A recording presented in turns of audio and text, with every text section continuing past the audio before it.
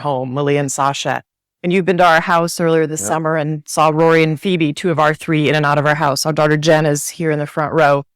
Tell me about... Jen's like, thanks, Mom. Yeah, sorry. That's our job, to embarrass you. Exactly. That's what we do.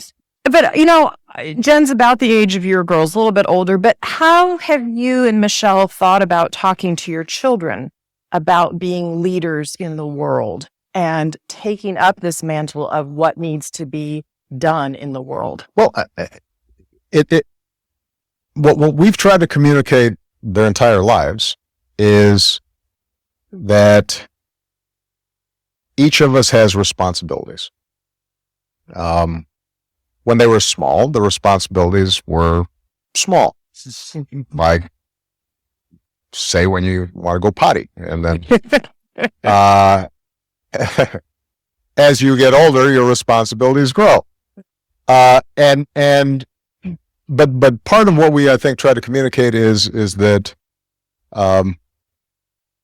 being responsible is an enormous privilege. That's what marks you as a fully grown human, is that other people rely on you, that you have influence, that you can make your mark, that if you do something well, that will improve other people's lives, that the kinds of values that we've tried to instill, many of them your basic homespun values like kindness and consideration and empathy and hard work, that those are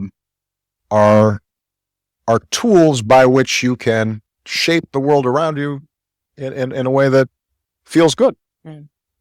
And so what we've tried to encourage is that the sense that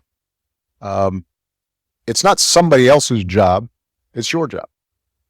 And I think that's a ethic that they've embraced.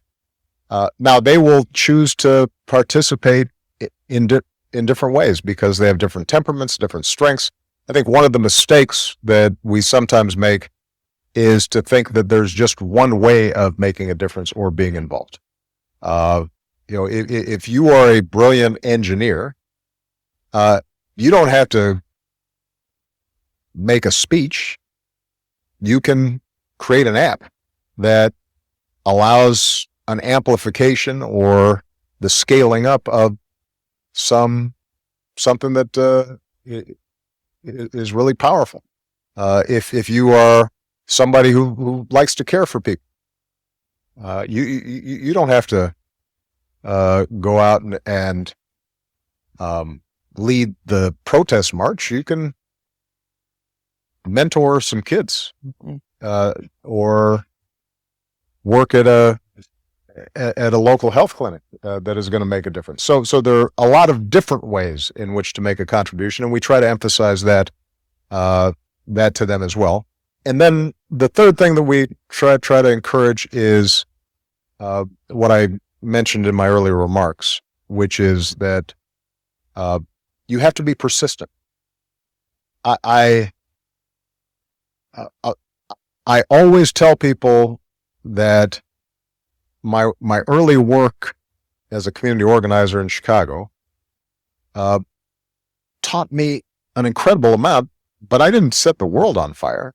I got some public parks for communities that needed them. I started some after-school programs. We helped set up a job training program for people who had been laid off of work, but those communities weren't suddenly transformed. They still had huge problems. But I took that experience and then I was able to build on it. And I think so often we get impatient because change does not look as if,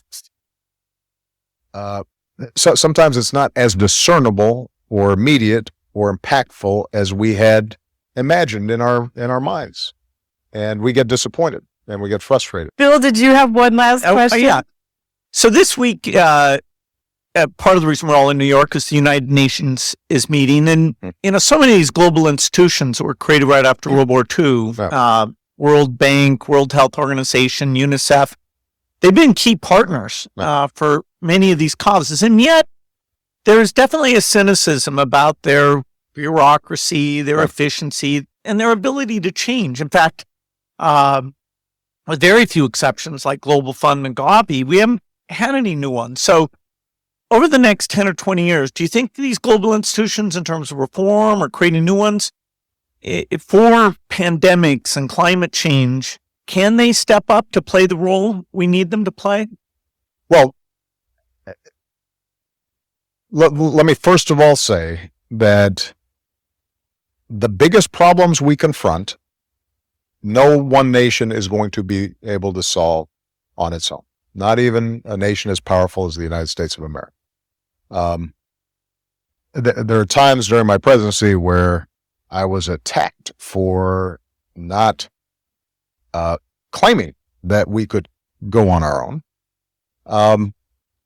as if that was an expression of weakness. No, I believe that the United States is, in fact, an indispensable nation, and that many of the initiatives and much of the progress that we've made could not have been done unless we underwrote those efforts. And I'll use as an example of our handling of Ebola, which in retrospect, I think a lot of historians would argue was one of the, if not the most effective emergency public health intervention in history. We had to create the architecture and the infrastructure and send our military in to create runways where the Chinese could then land planes to deliver goods.